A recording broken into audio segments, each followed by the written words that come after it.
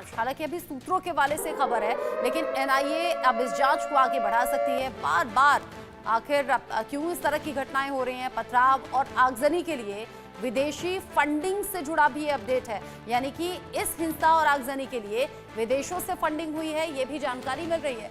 कुछ accounts detail को लेकर भी लेन देन के सबूत मिल रहे हैं।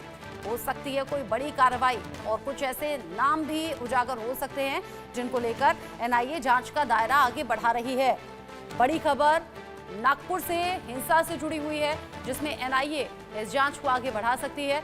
नागपुर हिंसा की एनआईए जांच आगे बढ़ाएगी और कई ऐसे पहलू हैं जो अभी तक सामने आ रहे हैं। इस पूरी घटना को लेकर कहा यह भी जा रहा है कि विदेश से फंडिंग हुई है, यानी कि विदेशी कनेक्शन भी नागपुर में हुई हिंसा को लेकर बताया जा रहा है। हालांकि अभी अनुमान है, सबूतों के साथ में आगे इसको लेकर डिटेल जानकारी भी शेयर की जाएगी जब जांच में ऐसी कोई बात सामने आएगी।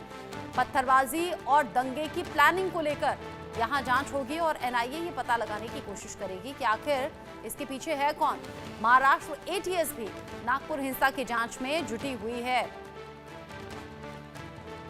जो गिरफ्तार कुछ आरोपी हैं उनसे भी एटीएस की टीम जो है वो पूछताछ कर रही है।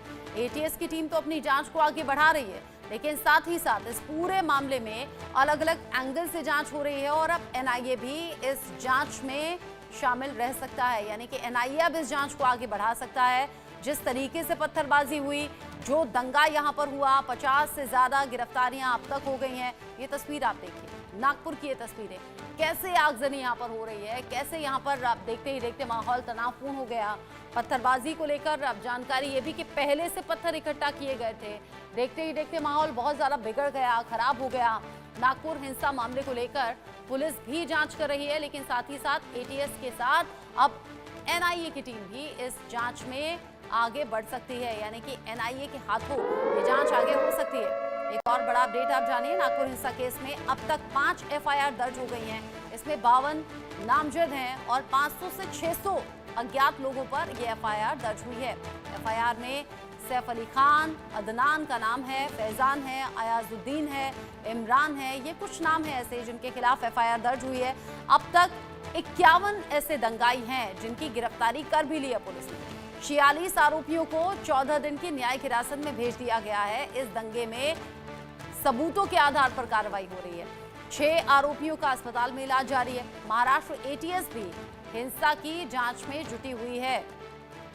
नागपुर हिंसा केस में 5 एफआईआर हुई, 52 नामजद हैं, 500 से 600 अज्ञात लोग हैं जिनके खिलाफ ये कार्रवाई की तैयारी है, एफआईआर दर्ज हुई है।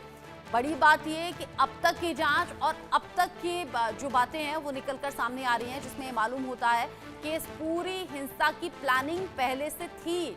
52 नामजद इसमें एफआईआर हुई है और यानी कि 52 नामजद हैं इस एफआईआर में, जो 5 एफआईआर हुई हैं, और 500 से 600 अज्ञात लोगों के खिलाफ ये एफआईआर दर्ज है। आगे आगे चेहरों को पहचाना जा रहा है। वीडियोस जो भी तमाम वायरल हैं या फिर जो भी पुलिस के हाथ लगे हैं, जांच एजेंसियों के हाथ लगे हैं, उन वीडियोस के आधार पर भी चेहरे पहचाने जा रहे हैं और अब उन लोगों तक पहुंचने की कोशिश जो इस हिंसा के मामले में आरोपी पाए जाएं। 14 तो अलग अलग तरीके से इसमें लोग सामने आए हैं। 52 नामजद, 500 से 600 अज्ञात लोगों के खिलाफ एफआईआर दर्ज हुई है और यहाँ 46 आरोपी ऐसे हैं जिन्हें 14 दिन की न्यायिक हिरासत में भेजा गया है। 51 दंगाई अब तक हो गए गिरफ्तार, 46 को 14 दिन की न्यायिक हिरासत में भेजा गया।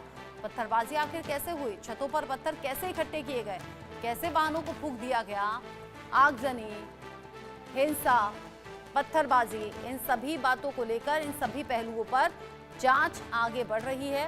गिरफ्तार आरोपियों से एटीएस भी पूछताछ करेगी।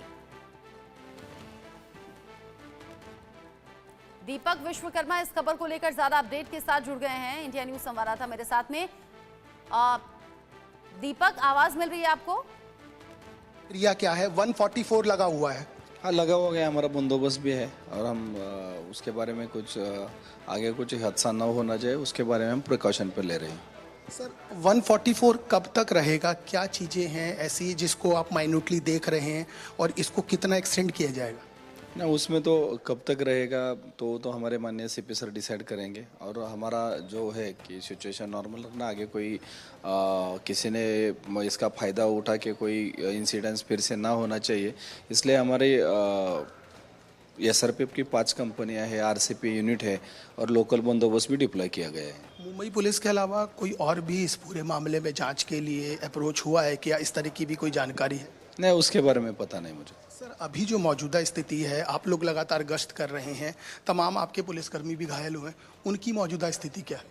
नहीं, अभी वो सबके ऊपर ट्रीटमेंट है, जो हमारे सीनियर ऑफिसर भी उसमें इंजर्ड हुए थे उनको भी डिस्चार्ज मिला है। टोटल कितनी FIR की गई? वो 5 से ज़्यादा ही FIR है और जो और भी